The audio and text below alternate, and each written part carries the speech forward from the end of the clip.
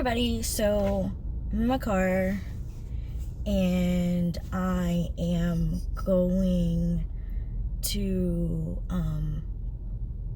look at some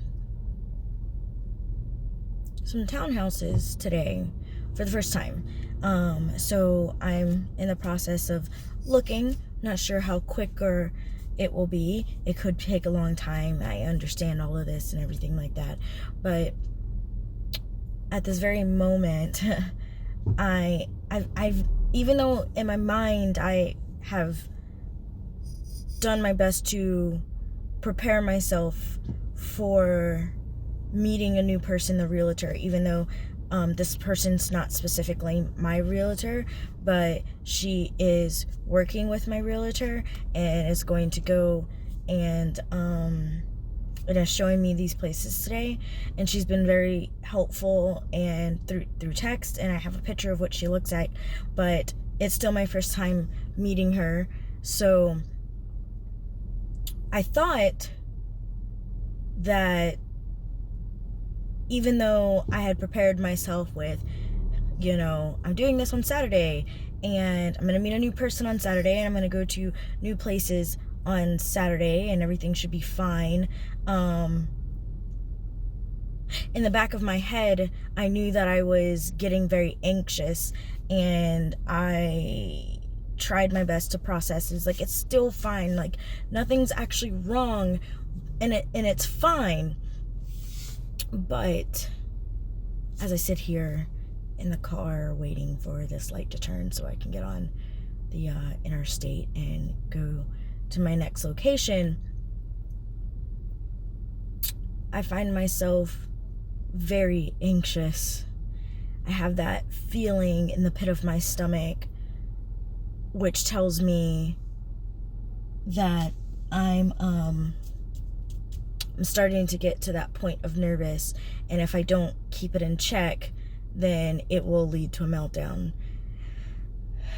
And I'm sitting here and I'm noticing just the little things that I do when I, that I stim all the time, but I don't do this number on my steering wheel as often unless I'm like super nervous or worried about something. And I'm kicking myself right now because I said to myself, I should have brought Fluffinton, and I'm already in the car. I'll have you guys meet Fluffinton later. He is my special bear. I also have one called Duality, and they are my coping mechanisms, but I always feel like it's a bad thing to have them when I'm going to places that people don't know, even though that's what keeps me grounded. So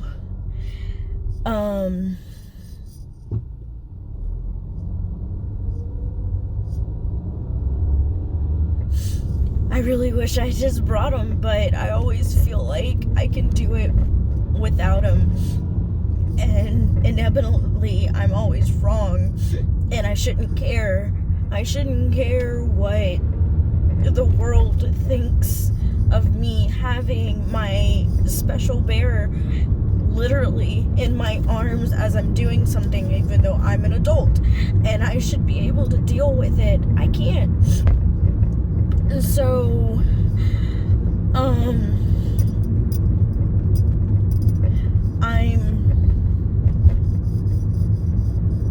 I'm okay, and I know my mother, she hates it if I'm starting to feel like this and I'm driving, but I know that if I get to a point where I simply just can't, that I will pull over on the side of the road.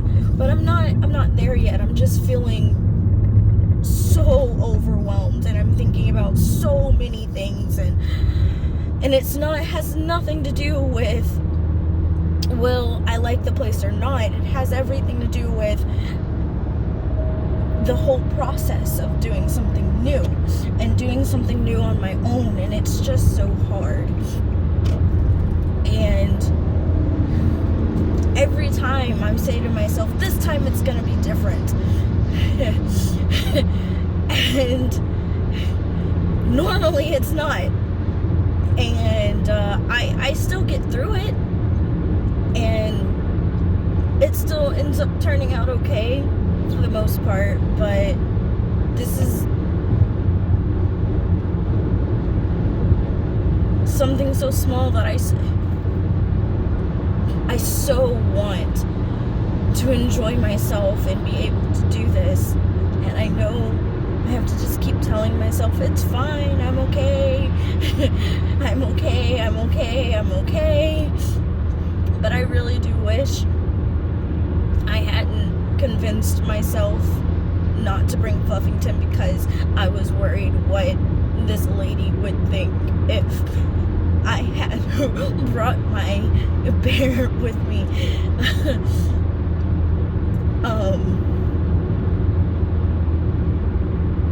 It's hard being an adult living with autism, and something so small gets you so worked up and worrying about what the world around you is thinking, because you're, to them, crying or upset or having processing issues for no reason. So I'm super excited, and I'm just super scared at the same time. But I know that I can call my mother, and she knows today is happening, and I can give her a call and she'll answer. And I try to think about how much fun I'm going to have with at least just looking. But I am so wishing that I just had Fluffington in my arms right now. Because I don't understand how those items help. I don't get why they help, but they do. And I should have brought Fluffinton. At least Fluffinton. I feel like I should have brought Fluffinton and Duality, but I should have at least brought Fluffington. And no matter what, him bringing him every single time now, even though I'm pretty sure I'm going to be okay with this lady, and she knows. I explained to her and to my realtor that I have autism, and I'm not sure how I'm going to react or what will happen. And they are both very understanding, and they get it, but I don't know if they really get it. They're understanding, and they know that something may happen, but like, what if I have like a complete and total meltdown? Like, how does someone who's never gone through that know how to assist me in those moments? So yeah. Whew.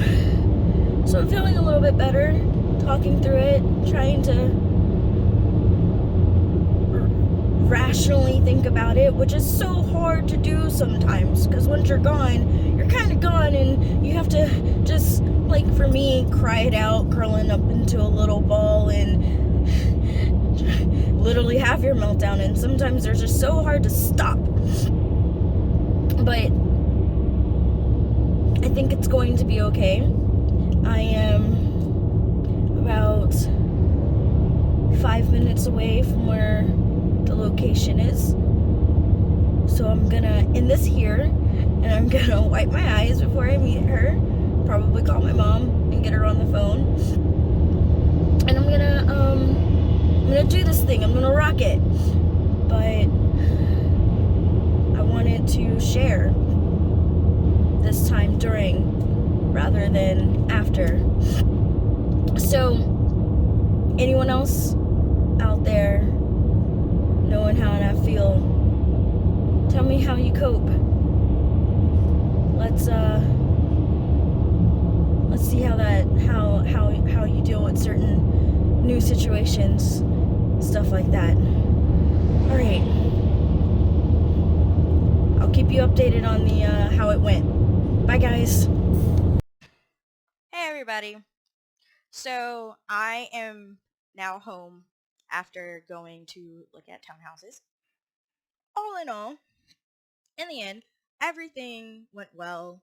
I have an idea of stuff. It's going to be a great process. It's going to be a stressful process, but I feel a lot more grounded.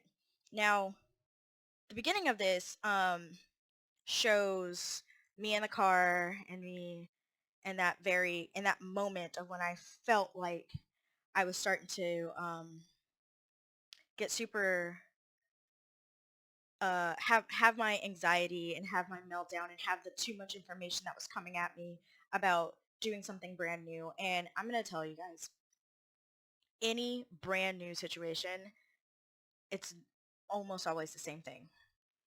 It is something that how I have to deal with the way that my autism has manifested itself. And I know I shed a couple tears uh and I thought, because sometimes if I just think about it and talk about it and go ahead and let those tears come, I'm okay, and that's all I really need to do, and then I can move on. That did not happen this time. So I got to the place and I parked the car.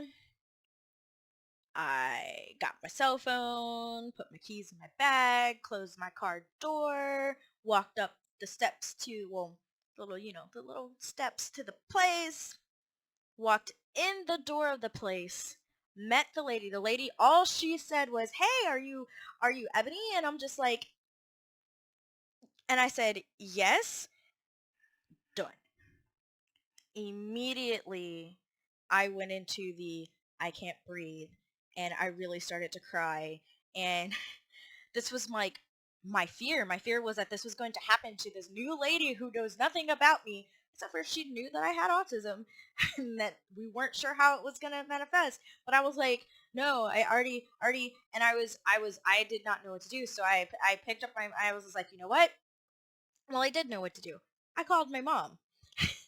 So I get my mom on the phone and she's like, "What's wrong?" Because she can hear it. She hears it in my voice.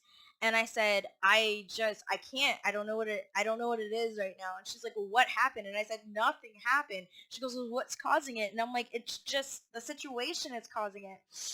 So, and I didn't like have full blown where I have like some really knockout drag out, can't think, snot bubble crying, no one can understand what I'm saying. Didn't have one of those. But I had one to where it could have gotten there. And I was saying to myself, I wish I had Fluffinton. I wish my mom was here. This lady, she's trying to tell me that it's okay and that everything's fine and it's not stressful. And I mean, she did as best as she could, but she was also saying some of the stuff that doesn't help. But my mom, she knows how to help. So she's like, go outside. And she's like, breathe. So my mom has been trying to teach me to breathe, which does help. Where, breathe in through your nose, fill your belly. You fill your belly and you hold it. And, when you let it out, you relax your shoulders and everything like that. She had me do that a few times and it helped. And it's, if I catch it quick enough in the process of me like starting to deravel and do that, I can pretty much get back to myself fairly quickly. 5-10 minutes tops. Um, and so that helped. And she's like, "Well, what caused it?" And I said, I really don't know what actually caused it this time. I think it was just everything caused it. So we got past that part. And now it's time to be like, okay, I'm good.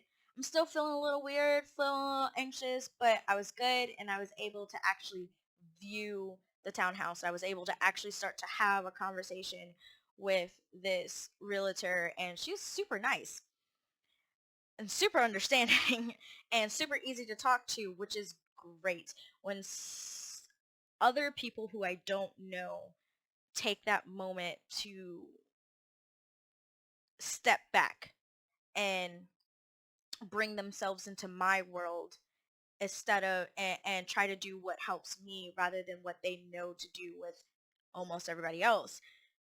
It's so special. and it goes a long way. Okay, so I said that I should have brought Fluffington with me, and yes, I should have.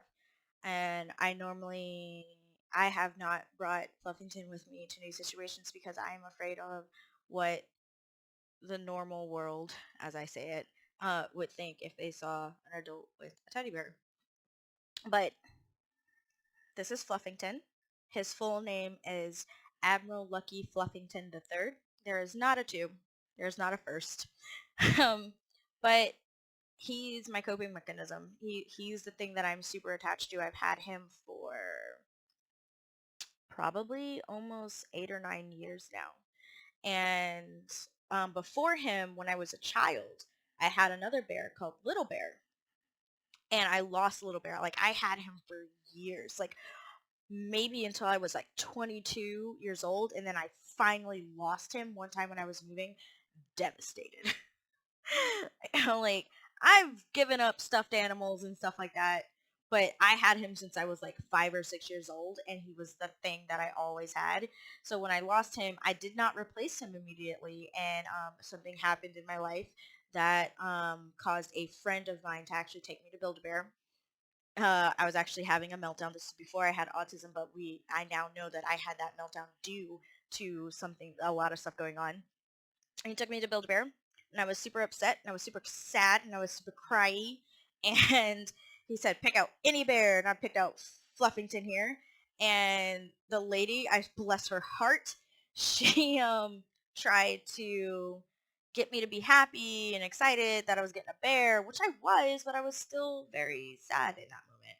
So I didn't want to fluff him. I didn't care about anything else. And then when it came time to actually name him, I couldn't think of a name, and done. I that set me off all over again. So I'm in Build-A-Bear crying. And my friend, he just literally blurted out Admiral Lucky Fluffington III. And I looked at him and I was like, okay. And that's his name. So that is how he got his name. I did not name him, but Fluffington for short. And he's my thing. I am emotionally connected to him. I talk to Fluffington, and if anyone says mean things to Fluffington, I get mad, and I can't have Fluffington be smushed or anything like that. Like, I won't pack him into a bag unless I know he has enough space, all that other stuff. Then I have Duality here. Oh no, where did Duality go? There's Duality. And Duality is new. He's Star Wars. See, like, he's Duality because he can be light side or dark side. Yeah. So Duality is my new one, and I'm becoming super attached to him. So most of the time I take Duality places too, but always Fluffington. And I was talking to my mom about it and telling her why I didn't bring Fluffington and my fears about the world and someone seeing me with a teddy bear and everything like that. And she's like, there's this movie that Tom Hanks is in, and he has that thing, and I was like, Wilson from Castaway? And she's like, yeah, that was his coping mechanism. He talked to him and everything. It's like he was emotionally attached to him. She goes, you know what? She goes, he did what he had to do to get through his situation, and my situation is life. And she says that if I need to bring Fluffington with me, then I bring Fluffington with me, and I do me, and anyone who thinks that I shouldn't have Fluffington has a problem with themselves. So, um, but I said I would show them to you, both of them. So that's what we got here. So basically, for anyone else that's out there, what are your coping mechanisms? Like, what do you do to cope? And how do you deal with new situations? And just, what do you do? And as always, subscribe, click the notification bell, comment, and forever and ever stay unique as it.